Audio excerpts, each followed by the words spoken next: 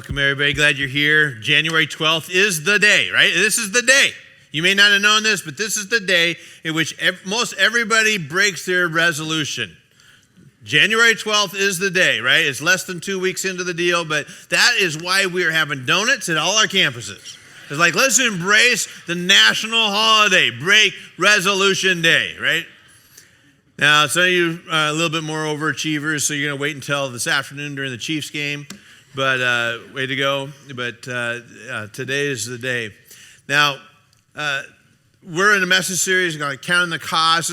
This is pretty serious stuff we're talking about. So I'm really surprised you're here because this is whoa, we got to decide, right? And so we talked about this last weekend. Jesus said, if you want to follow me, there's some things we got to do, not do. And today is another one. And so we're going to spend some time here in Luke chapter 14, 25 through about 33. So here we go, verse 27. And if you do not carry your own cross and follow me, you cannot. So like I want to emphasize that. You cannot. Like you try, but you cannot. If you're not going to carry the cross, you cannot be my disciple. Fairly strong words, right? This is not like, hey, you can take it or leave it kind of stuff. This is like, if you want to be my disciple, you're going to have to pick up the cross and follow me. Now, we love crosses, right? We Christians love the cross. We're way into crosses. We like big crosses, right? And when I travel to Texas to see my kids down there, I pass some significant crosses. There's one in Moore, Oklahoma. It's massive. It's over to the east side of the highway. I think it's the First Baptist Church in Moore, Oklahoma. If you ever drive through, we're like, whoa, there it is. And it really is significant. There's a Life Church in Oklahoma as well, right on the highway. Like, look at that. You can see it for miles. I don't know what it is about Oklahoma and big crosses, but they really like them there. It's like, this is great. There is one cross in Barcelona, Spain, 495 feet tall. 490 feet tall. That's crazy. Now we like crosses. We like to, we put them in our homes. We'll get little necklaces. We will get tattoos with a cross. We're pro. Like we like crosses. Now I don't know why we like them so much. For the most part, I think we kind of take it into a dangerous area a little bit because we think, hey, this is my good luck charm. It's my cross. And so like you'll see athletes with a necklace and they'll kiss it before they get up to bat, right? Like, I'm going to get a hit this time because I kissed my cross. Okay. Or, hey, I'm going to put this in my home. It's going to protect my house. I want to get a tattoo. So, now, I don't think there's anything wrong about putting, people are like hiding things now. Like, oh, okay. In fact, I think it's the most popular gift I get from people. I probably got 1,000 crosses. You know, like, Pastor, we think you need a cross. I'm like, okay. How about a dozen top lights or something like that? We like crosses, but oftentimes we get into a spot where we think it's our good luck charm. And by the way, God has a lot to say about that kind of stuff. In fact, Deuteronomy chapter 5, verse 7 says, you must not have any other God but me. You must not make for yourself an idol of any kind. Of any kind. Even a cross can be an idol. Or any image, anything in the heavens or in the sea. Moses has gone into the mountain to get the 10 Commandments, and he comes back. He had spent some time up there, and the people got really nervous while he was gone. Really nervous. Like, he may not come back, kind of nervous. Like, what are we supposed to do if he doesn't come back, right? And so they decide, he ain't coming back. We need something to worship. They kind of all figure, like, we know there's something out there besides us, and we thought it was this, but it's not, so we're going to make our own God. And they fashion an idol, and they begin to worship it. And boy, that doesn't go over very well at all. God says, you cannot, you should not, do not make anything an idol. And there's reasons why. It can't do anything for you. If we've turned this into a good luck charm, right? Like I pray to this to help me out, right? Pray to this, help me out. Pray to this to help me out. Then I've made whatever it is, whether it's a cross or not, a statue or something, right? I've made it to be my good luck charm and get my way with stuff. Real scary thing is that they can't hear you, can't help you, can't do anything for you. It might bring you some comfort. It might bring you a little bit of like remembrance kind of thing. And I'm not saying don't have one. I'm just saying be careful that we have made it into something else. Now, our church, right? People all the time ask me like, where's the cross? Where's the cross? I don't see the cross. And truly now we have this campus, Millard campus, Fremont campus, and the Benson campus. And only one of those campuses have a cross. So if you want a church with a cross, go to the Benson campus. They got a really nice one there. And we had to pay extra, though, for that. Like the other places, we didn't have to pay so much because it came without a cross. Like, oh, it's 50% discount without a cross. Like, okay, we'll take the 50% thing. But yeah, I don't know why the church in Fremont doesn't have a cross. Everyone's an older building, more traditional. And you think, oh, sweet, we're going to get a cross. No, we didn't get one. So, oh, well. We used to have a cross in our building on 4th Street. It was an aluminum cross. And we used to sing, "So I Cherish the Old Aluminum Cross." And no, we didn't. Now, I know why people like the cross, because like it's very sentimental, right? It's very sentimental and things. But Jesus tells us what to do with the cross, right? He tells us what to do with it. And if you do not carry your own cross and follow me, you cannot be my disciple. Kind of crazy stuff here. So he says, if you want to follow me, and we're going to follow somebody. It's a huge honor to be asked by Jesus to follow him, by the way. It's a big deal. In Matthew chapter 4, verse 18, when Jesus was assembling his team, this is how it goes. One day as Jesus was walking, and I like the fact that it just starts off that way, just one day. It's not a particular holy day. It was just one day. It's just like it's like a Monday. Just a Monday. One day as Jesus was walking along the shore of the Sea of Galilee, he saw two brothers, Simon, also called Peter. You know who that guy is, Andrew, throwing a net into the water, for they fish for a living. Jesus called out to them, "Come follow me, and I'll show you how to fish for people." And they left their nets at once and followed him. A little farther up on the shore, he saw two brothers, James and John, sitting in a boat with their father, Zebedee, repairing their nets. And he called to them too. And they immediately followed him, leaving the boat and their father behind. Now for you and I, that seems awfully extreme, really weird, right? But for the first century Jew, this was a big deal. To be asked by a rabbi to follow them, to put themselves in the position of following and listening and doing what and learning what the rabbi is teaching them. Now, these are unlikely people to be invited into the rabbi's inner circle. They're fishermen. Now, I'm not making fun of fishermen, but these were not the brightest and the best of the little Jewish kids who went to school. They probably flunked out because they couldn't memorize the entire 5 books of the Old Testament at that time. They didn't know the first 5 books of the Old Testament, which was required. If you want to continue on, you had to memorize all this stuff. And so they ended up just kind of going back and doing what their dad was doing, and they fished and they earned a living. It was a good thing, but they weren't going to get invited by any rabbi to follow because they just didn't have what it takes. So here's Jesus assembling his team, and he says to the couple of guys, "Come follow me." And immediately, because this was a huge honor to be invited by a rabbi to be a part of what was going on and to learn from him.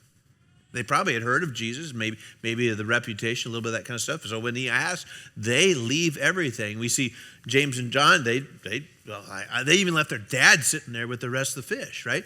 They just left to follow. They were willing to discipline their life now to listening and doing what their rabbi was doing and saying.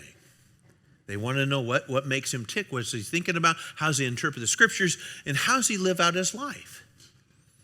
And they begin to follow. So when Jesus says, "Hey, if you want to keep following me," right? And there's a crowd of people following him. He says, "If you want to keep following me, here's one of the things we're going to ask you to do. I'm going to ask you to pick up your cross." What? Pick up your cross. Now, who would want to do that, right? No Jew would have certainly wanted it. Not even a Roman wanted to pick up a cross because that led to certain agony and death. Pick up a cross and follow? Why would I do that? Submitting to a cross-carrying kind of life. So we see here in Luke chapter 22, verse 39, then accompanied by the disciples, Jesus left the upstairs room and went as usual to the Mount of Olives. There he told them, pray that you will not give in to temptation. Great prayer. And he walked away about a stone's throw and knelt down and prayed, Father, if you're willing, please take this cup of suffering away from me. Yet I want your will to be done, not mine. Then an angel from heaven appeared and strengthened him, and he prayed more fervently. He was in such agony of spirit that his sweat fell to the ground like great drops of blood. At last he stood up again and returned to the disciples, only to find them asleep, exhausted from grief. This is right before he has to pick up his cross. And he asks God, I don't want to do this.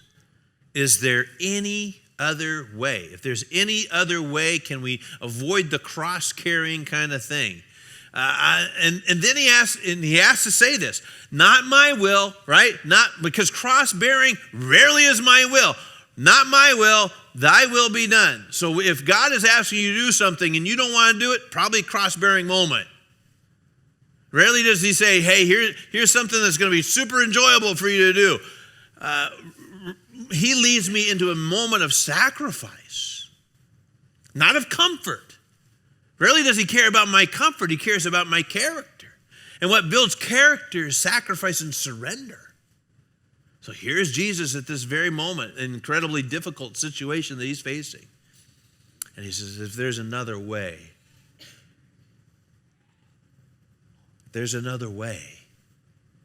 let's avoid this. You would think that when he got to Jerusalem and they're whipping his back and they're tearing into his skin, he'd say,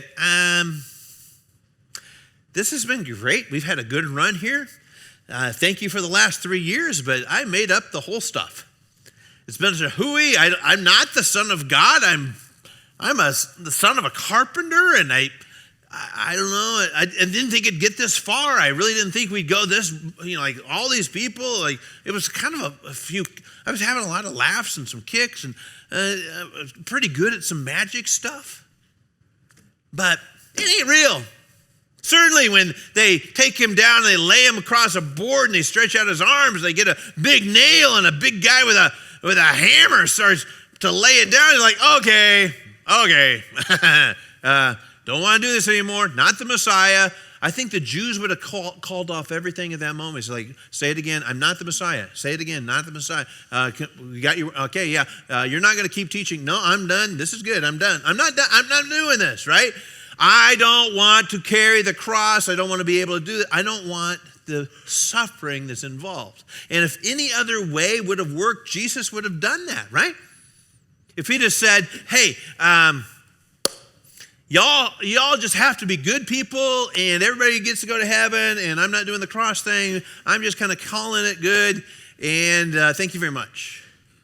Or just give a bunch of money, be good, be fairly decent people, and don't kill anybody with an axe, because we hate axe murders, right? Like, all right.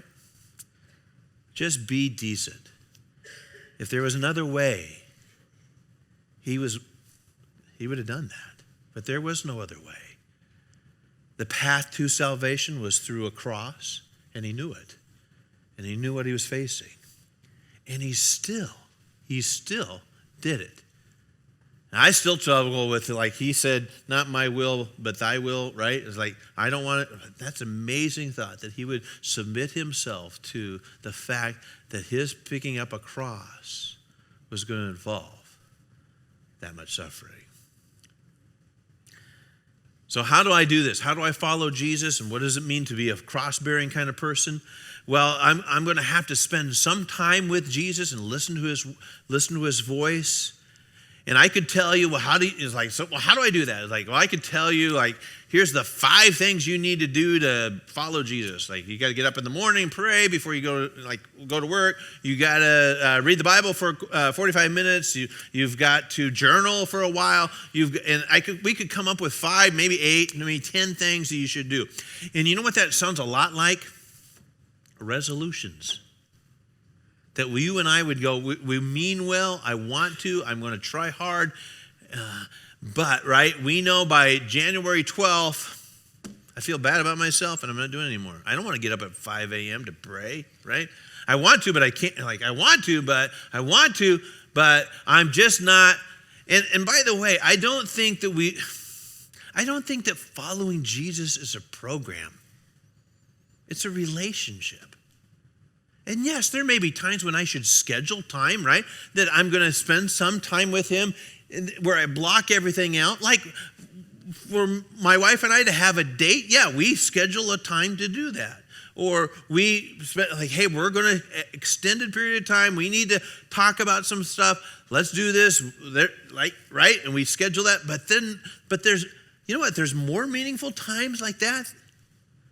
Like when I get a text from her thinking about you. Hope your day's going well. Everything all right? Yeah, it's great. Okay. And all of a sudden, I'm in a relationship, not based on rules, not based on 10 top things to do as a husband. It's not that those things are bad. I'm just saying that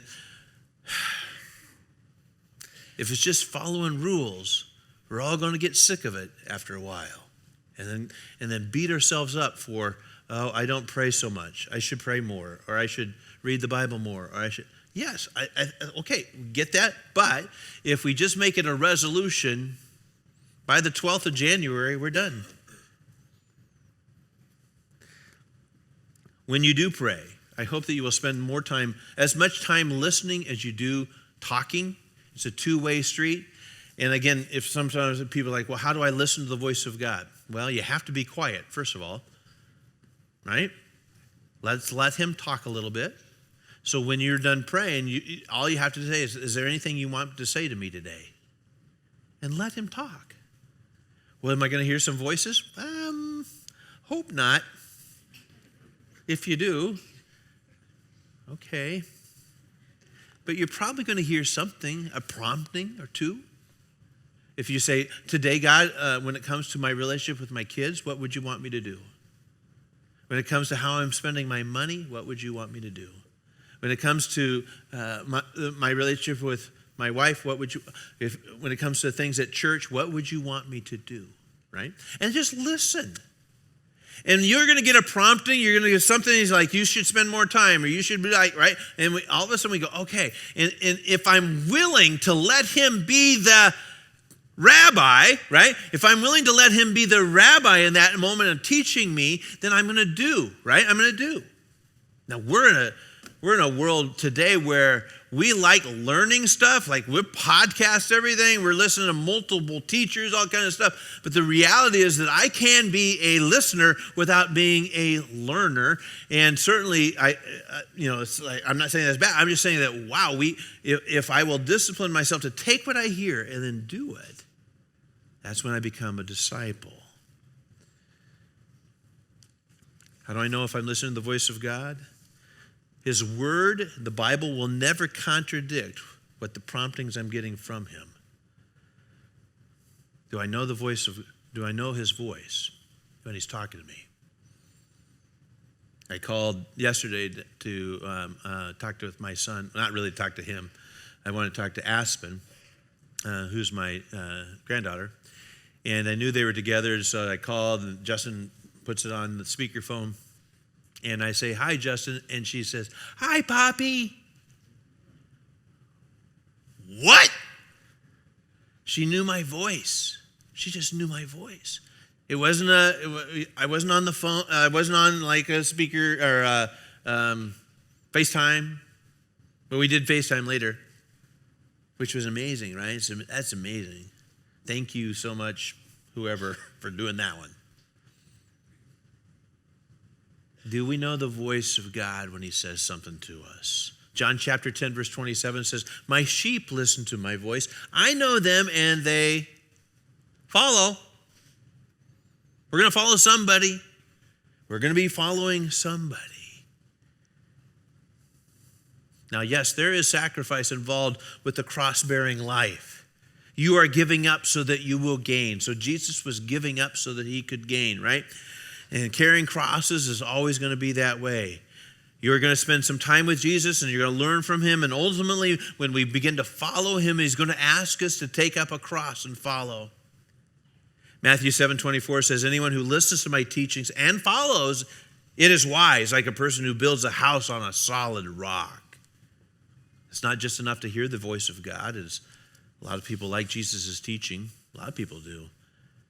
In fact, they were following him when he was alive, hoping that he'd do some cool stuff and do a miracle and put the religious leaders in their place and bring about a revolution. There's a lot of people today that like Jesus' teaching, consider him to be a great leader and a role model, insightful teacher, how he loved people radically. But we can take him or leave him at any moment. No commitment to Jesus. Cross-bearing is the commitment moment. Jesus could have tapped out. He could have said, I don't want to. I don't want to do this anymore. But cross-carrying kind of stuff leads us to commitment. Philippians chapter 2, verse 8 says, so Jesus humbled himself in obedience to God and died a criminal's death on a cross.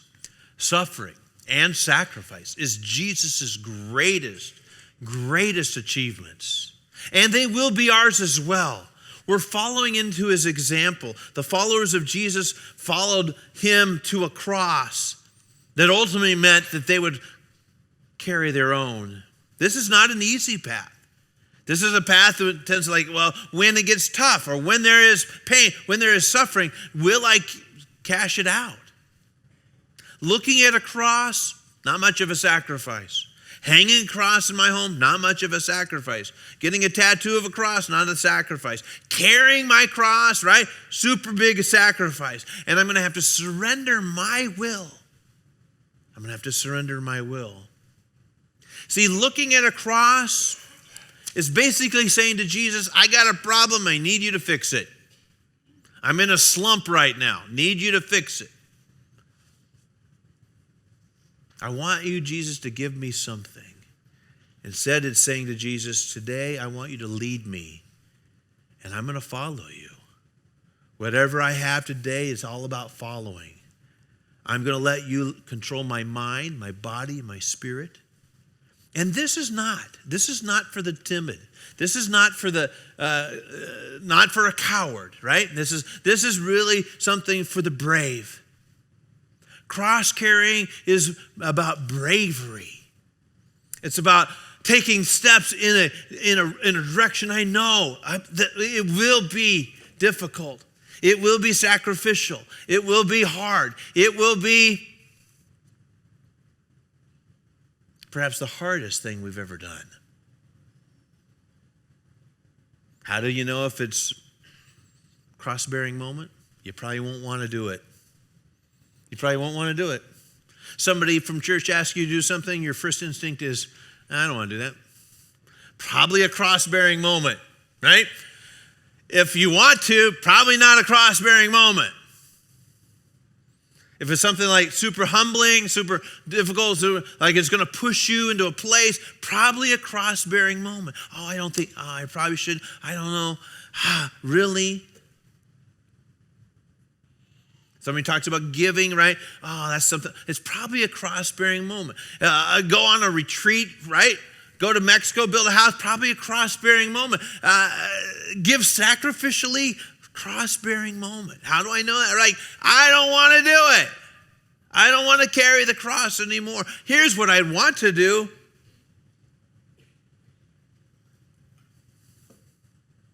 Not my will, right? Not my will be done. Thy will be done. Thy will be done. On earth as it is in heaven. How will people know that I'm a Christian? Because of the cross I wear? Or the cross in my house? Or dangling from my car mirror? No. They will know that I'm a Christian by the sacrificial love that I show them.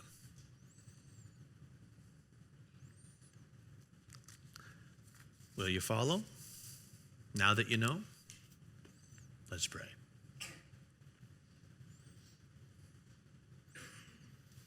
We do thank you for the cross.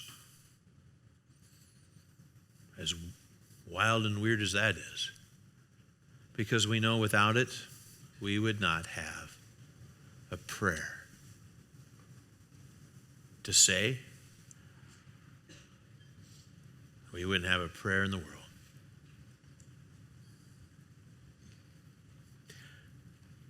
We're pretty sorry when it's been mostly my will be done kind of world. So